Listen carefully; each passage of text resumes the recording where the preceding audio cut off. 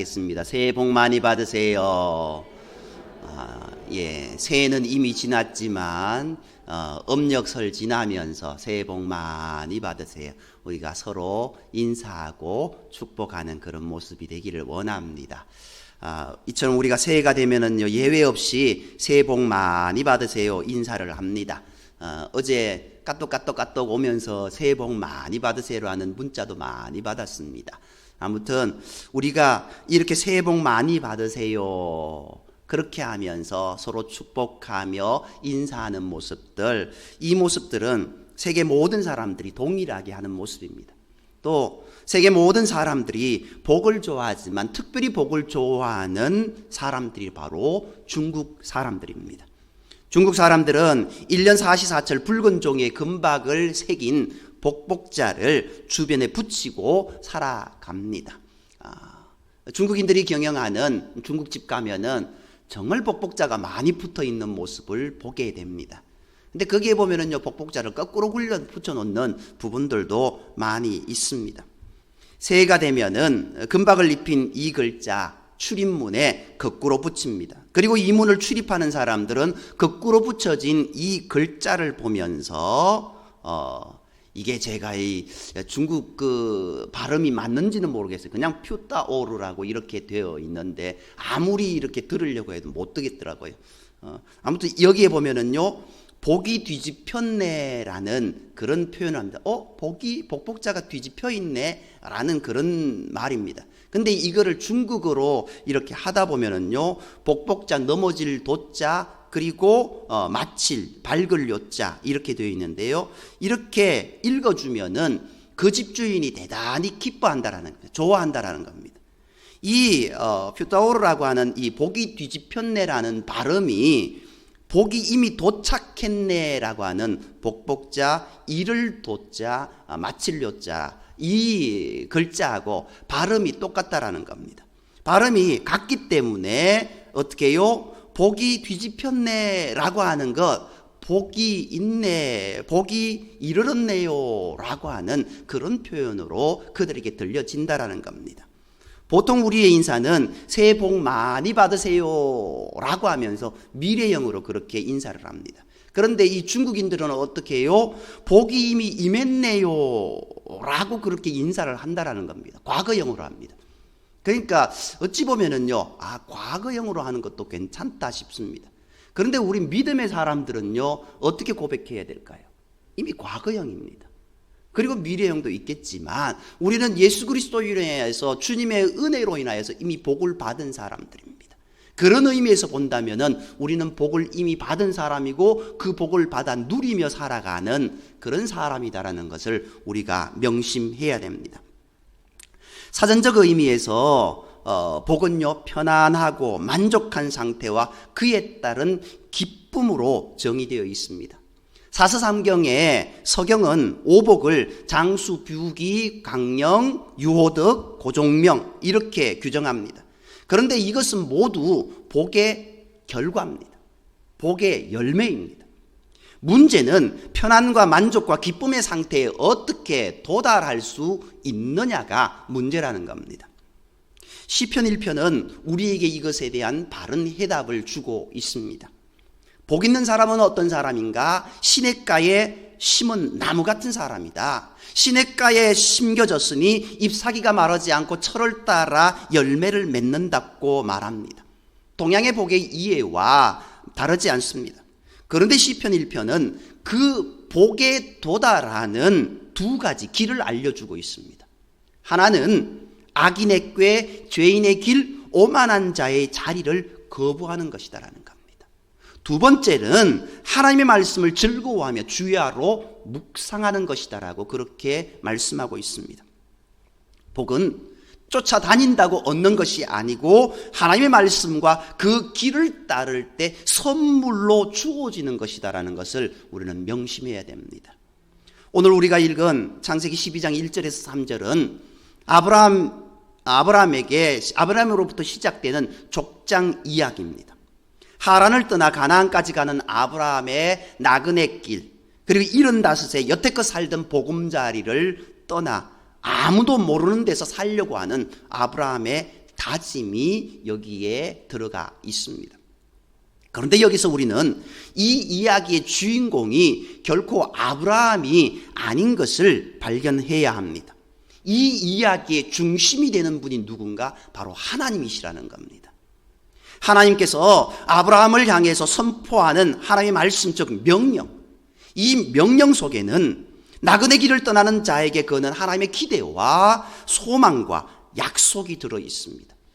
이러한 기대와 약속과 소망에서 아브라함은 복 있는 자로, 그리고 복을 누리는 자로, 복을 나누는 자로 우뚝 서게 되었다라는 겁니다.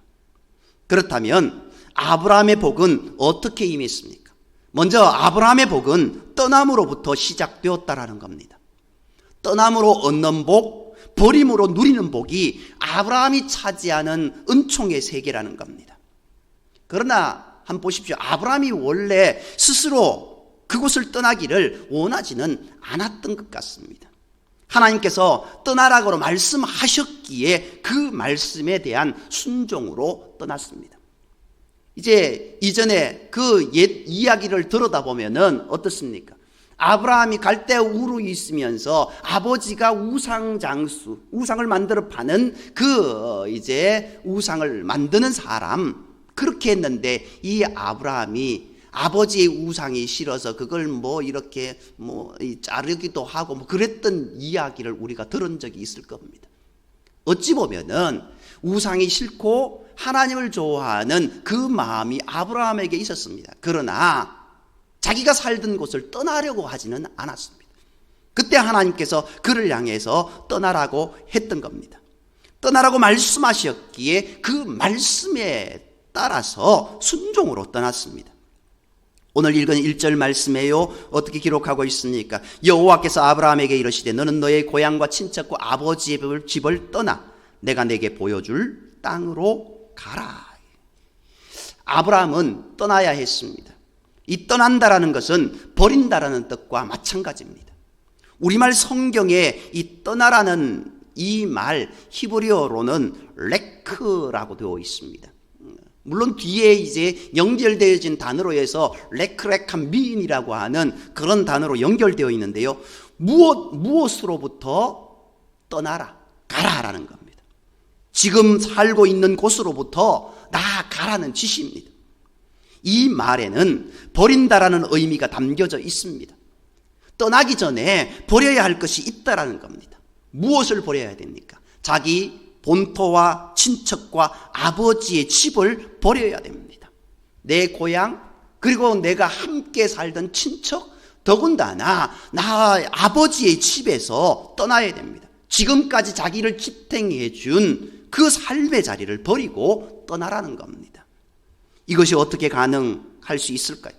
어떻게 오늘의 아브라함을 있게 한 삶의 둥지를 박차고 밖으로 그렇게 나아갈 수 있었을까요? 하나님께서 아브라함에게 내리신 명령, 그 명령에는 하나님의 기대가 담겨 있습니다. 그 기대를 이 아브라함은 품었던 겁니다. 그리고 아브라함은 자기 부정을 하게 됩니다. 이 자기 부정은 나는 아무것도 아닙니다. 하나님이 나의 전부입니다. 하나님이 나의 모든 것을 책임지시는 분이십니다라고 하는 고백입니다. 지금 아브라함이 누리는 복은 바로 이 자기 부정의 결단으로부터 시작되었다라는 겁니다. 아브라함은 부름받았을 때만 그랬던 것이 아닙니다. 부름받은 이후 평생 자기를 부정함으로 나는 아무것도 아닙니다. 하나님이 우리의 모든 것을 책임지시는 분입니다. 그렇게 자기를 부정함으로 축복의 역설을 체험하며 살아갔던 겁니다. 백세에 얻은 아들인 이삭을 모리아산에 제물로 바치기 위해 아브라함이 나선 길도 자기 부정입니다. 아니 이삭을 바치게 되면 어떻게 됩니까? 내 씨가 없어집니다. 내 후손이 없어집니다. 그것도 백세에 얻은 아들입니다. 그런데 그 이삭을 바치면 내 모든 것이 송두리째 뿌리째 뽑히는 겁니다. 그런데도 어떻게 해요? 아브라함의 그 고백은요, 아브라함의 길, 그 모든 모습들은 전혀 흔들림이 없었습니다. 하나님께서 모든 것을 해결해 주실 줄 믿습니다라는 믿음으로 나아갔지 않습니까? 그 길을 통해서 얻게 되는 복이 얼마나 깊고 넓을지를 잘 보여주는 생생한 현장이 바로 이삭을 모리아 산에 바치러 나아가는 그 길이었다라는 겁니다. 그렇기에 창세기 12장 1절에서 아브라함이 걸어가야 하는 떠남의 길에는 지금까지 자기가 주장해 왔던 삶의 소유권을 하나님께로 이전함으로 얻게 되는 새 인생의 출발이 선포되고 있다라는 겁니다. 하나님이 아브라함에게 주신 말씀, 이 말씀을 직역하면은요, 내가 살고 있는 땅을 떠나라, 내가 내게 보여줄 땅으로입니다. 그런데 우리말 성경에는요, 어떻게 되어 있습니까? 떠나라, 그리고 내가 내게 보여줄 땅으로 가라. 이 동사가 두 개가 나와 있습니다. 히브리 말에는요, 동사가 하나입니다. 그냥 떠나라라는 말밖에 없습니다. 근데 이것을 무엇으로부터 떠나라라고 한, 그리고 그 뒤에 내가 내게 보여줄 땅, 무엇으로, 이렇게 하다 보니까 우리말로 이걸 풀어서 이렇게 번역을 하다 보니까 떠나라, 가라, 이렇게 두 개가 되어 있습니다. 이 말 가운데 보면은요, 떠나되 어떻게 가나, 너 스스로 가라 라고 그렇게 새겨져 있습니다. 세상 사람들과 상의하지 말고 아브라함 스스로 나아가라는 겁니다. 신약의 히브리서는 이 말을 놓고 믿음으로 아브라함은 부르심을 받았을 때 순종하여 장차 분기수로 받을 땅으로 나갔습니다. 그런데 그는 어디로 가는지를 알지 못하였지만 떠나신 것입니다 라는 그런 말로 풀이하였습니다. 이것도 하나님의 말씀에 스스로 나서는 아브라함의 결단을 높이 샀기 때문입니다. 또 이 말은요, 또 너 홀로 가라라는 뜻으로 새길 수 있습니다. 하란을 떠나서 가나안에 이르는 그 머나먼 길을 아브라함 혼자서 걸어가야 한다라는 겁니다. 사람은 누구나 세상에 태어난 후 한 번도 가보지 못한 시간을 헤쳐나가는 나그네입니다. 인생은 늘 아직 밟아보지 못한 시간을 향해 줄곧 발걸음을 떼는 여정이지 않습니까? 아브라함은 홀로 가야 했습니다. 이때부터 아브라함은 정녕 세상에서 살되 세상에 속하지 않는 사람이 되었습니다. 이제부터 아브라함은 하나님의 소유입니다. 하나님께 속해 있기에 세상에 대해서는 외로웠습니다. 그래서 지금 아브라함은 혼자입니다. 아브라함의 후손들은 누구나 이처럼 고독할 줄 알아야 합니다. 그래야 아브라함이 누렸던 복을 자기 것으로 누릴 수 있다라는 겁니다. 혼자 해야 되는 것은 믿음도 마찬가지입니다. 믿음은 누가 믿어야 됩니까? 내가 믿어야 됩니다. 우리 아버지가 믿어야 되고 내 자녀가 믿어야 되고, 맞습니다. 그것은 그 마음속에 하나님의 그 선포된 말씀이기에 그 모습도 함께 가야 됩니다. 그런데 최고로 중요한 것이 무엇인가? 나라는 겁니다. 믿음은 하나님과 내가 단독자로 서는 모습입니다. 우리 아버지 믿음 때문에 내가 구원받는 것 아닙니다. 내 자녀의 믿음 때문에 내가 구원받는 것 아닙니다. 아버지가 아무리 목사라도 장로라도 정말 유명한 분이어도, 정말 모든 사람들이 믿음으로 인정하는 그런 분이어도 안 된다라는 겁니다. 스스로 단독자로 하나님 앞에 서야 되는 것, 그것이 믿음입니다.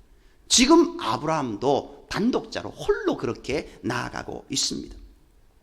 또 히브리 말에는요, 이 나아가라는 것이요, 너 자신에게 나아가라 라는 소리도 간직되어 있습니다.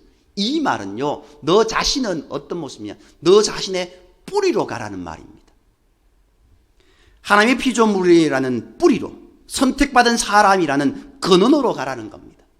내게 주신 하나님의 은혜로 내가 지닌 무한한 가능성을 찾아서 내 근원으로 가라는 소리입니다. 그 근원이 어디이겠습니까?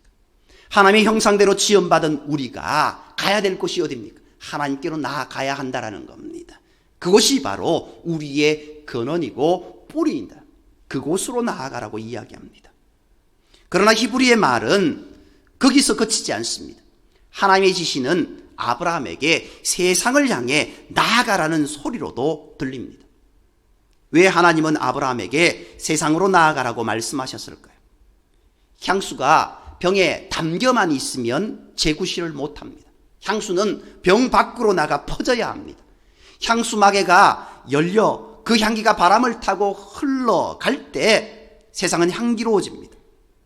하나님이 지금 아브라함에게 그런 자가 되라고 말씀하고 있습니다. 사람은 누구나 밖으로 나가야 됩니다. 육을 벗고 영으로 나아가야 합니다. 그래야 하나님이 주시는 복을 누릴 수 있습니다. 떠남으로 얻는 복, 그것이 바로 아브라함이 누렸던 복이다라는 것을 우리는 명심해야 됩니다. 내가 떠나야 할 것이 무엇인가? 내가 떠날 곳이 어딘가? 그리고 내가 어디로 가야 될 것인가? 그것을 바로 깨닫고 믿음으로 나아가는 저와 여러분이 되기를 원합니다. 그런데 아브라함의 복은요, 떠남으로 얻는 복으로 그치지 않습니다. 아브라함의 복은 하나님의 뜻을 쫓아 나아감으로 얻는 복입니다. 그러면 아브라함은 어디로 나아가야 합니까?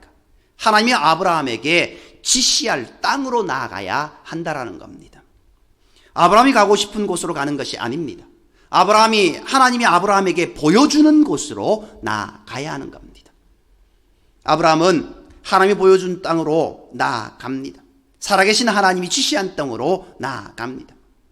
문자적으로 하나님이 아브라함에게 보여주는 땅은 어디입니까? 우리가 잘 아는 가나안 땅입니다. 역사적으로 이 땅은 팔레스타인 지역입니다. 사회학적으로 이 땅은 이스라엘이라는 국가가 세워지는 공간입니다. 그렇게 이 땅은 그렇게 넓은 공간이 아니었습니다. 하지만 하나님이 아브라함에게 보여주는 땅은 이런 식의 공간만을 의미하지는 않습니다. 하나님이 아브라함에게 보여주는 땅은 공간이자 동시에 삶의 원천입니다. 마태복음 6장 33절 말씀을 보면은 너희는 먼저 그의 나라와 그의 의를 구하라 라고 이야기하고 있습니다. 그것이 삶의 원천이라는 겁니다. 이 모든 것을 더하시는 은총을 입는 모습, 그것이 그 앞에 먼저 그의 나라와 그의 의를 구하는 삶인 겁니다. 아브라함이 나아간 길은 가나안 땅이 아닙니다. 아브라함이 나아간 길은 하나님이 말씀하시는, 하나님의 말씀이 지시하는 곳이었다는 것을 우리는 명심해야 됩니다.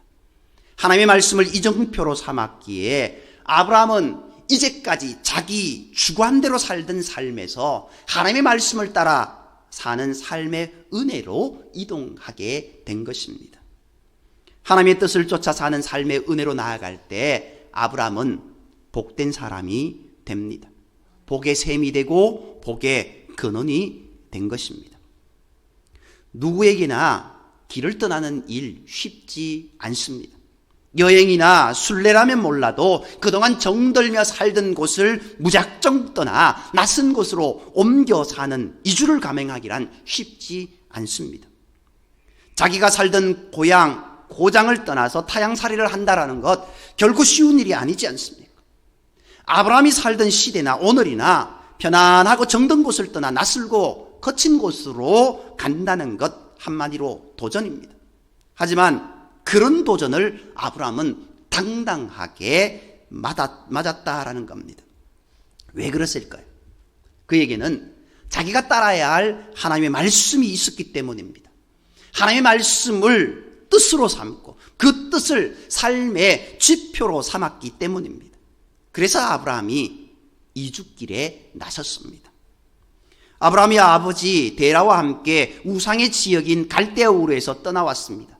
그 떠남도 쉽지 않았습니다. 그래도 말씀을 의지하며 떠났습니다. 그리고 아버지 데라를 쫓아 오랫동안 살아왔던 하란을 떠나 낯선 곳 가나안으로 가서 살게 됩니다. 그때만 해도 75의 나이란 아직 한참 젊은 나이였습니다.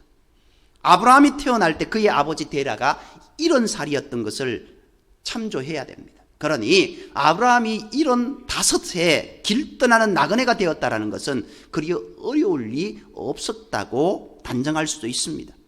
아브라함이 태어나고 나서도 데라는 135년이나 더 살았다는 겁니다. 오늘의 우리의 수명을 감안하면 어찌 보면 그 나이는 팔팔한 나이라고 할 수 있을 것 같습니다. 한 40, 50도 안 되는 그런 나이이지 않을까 생각되어집니다. 그래도 아브라함에게 실향이란 쉬운 일이 아니었습니다. 따지고 보면 하나님이 누군가를 부르신 것은 아브라함이 처음은 아니었습니다. 하나님은 아담도 부르셨고 노아도 부르셨습니다. 그러나 아브라함의 경우는 사정이 다릅니다.